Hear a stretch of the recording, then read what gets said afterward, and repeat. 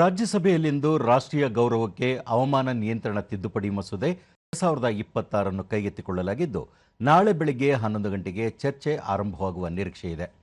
ಕೇಂದ್ರ ಗೃಹ ಖಾತೆ ರಾಜ್ಯ ಸಚಿವ ನಿತ್ಯಾನಂದ ರೈ ಅವರು ಮಸೂದೆಯನ್ನು ಚರ್ಚೆಗೆ ಮಂಡಿಸಿದರು.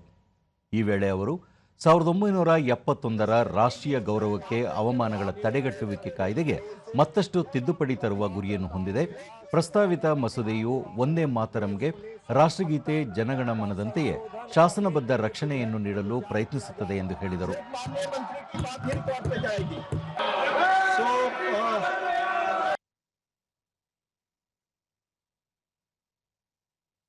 ಆದರೆ ಇದರ ಚರ್ಚೆಗೆ ವಿರೋಧ ಪಕ್ಷಗಳು ಆಸ್ಪದ ನೀಡಲಿಲ್ಲ. ಹಲವು ಬಾರಿ ರಾಜ್ಯಸಭೆಯ ಕಲಾಪವನ್ನು ಮುಂದೂಡಲಾಯಿತಾದರೂ ಗದ್ದಲ ನಿಲ್ಲಲಿಲ್ಲ. ಸಂಜೆ 5:15ಕ್ಕೆ ಕಲಾಪ ಆರಂಭವಾದರೂ ಗದ್ದಲ ಮುಂದುವರೆದ ಹಿನ್ನೆಲೆಯಲ್ಲಿ ಕೇಂದ್ರ ಸಚಿವ ಕಿರಣ್ ರಿಜಿಜು ಅವರು ಪ್ರತಿಪಕ್ಷಗಳಿಗೆ ವಿದ್ಯಾರ್ಥಿಗಳ ಹಿತದೃಷ್ಟಿ ಮುಖ್ಯವಲ್ಲ, ನೀಟ್ ಅಕ್ರಮದ ಕುರಿತು ಸಂಸತ್ತಿನಲ್ಲಿ ಚರ್ಚೆ ನಡೆಯುತ್ತಿಲ್ಲ ಎಂದು ಹೇಳಿಕೆ ನೀಡಿದವರೇ ಇದರ ಚರ್ಚೆಗೆ ಆಸ್ಪದ ನೀಡುತ್ತಿಲ್ಲ. ಲೋಕಸಭೆಯಲ್ಲಿಯೂ ಗದ್ದಲ ಸೃಷ್ಟಿಸಿ ಚರ್ಚೆಗೆ ಆಸ್ಪದ ಕೊಡಲಿಲ್ಲ. ರಾಜ್ಯಸಭೆಯ ಕಲಾಪಕ್ಕೂ ಅಡ್ಡಿ ಉಂಟು ಮಾಡುತ್ತಿರುವ ಉದ್ದೇಶ ಏನು ಎಂದು ಪ್ರಶ್ನಿಸಿದರು. Public examination prevention of answer means इतना इम्पोर्टेंट बिल लेके आया है, तो कांग्रेस कल भी हमने अपील किया, आज भी सुबह से हमने अपील किया, फिर भी नहीं मान रहे हैं. हमने लोकसभा में भी बताया और यहाँ भी कहा टाइम एलोटेड है और टाइम लोकसभा में भी एलोट किया.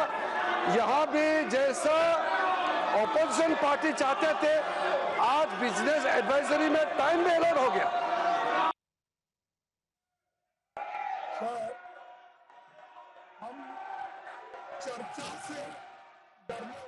ಬಳಿಕ ವಿರೋಧ ಪಕ್ಷದ ನಾಯಕ ಮಲ್ಲಿಕಾರ್ಜುನ್ ಖರ್ಗೆ ಅವರು, ನಾವು ಮಸೂದೆ ಕುರಿತು ಚರ್ಚೆಗೆ ಸಿದ್ಧರಿದ್ದೇವೆ, ಕಲಾಪ ಮುಂದುವರಿಯಲು ನಮ್ಮ ಅಭ್ಯಂತರವಿಲ್ಲ.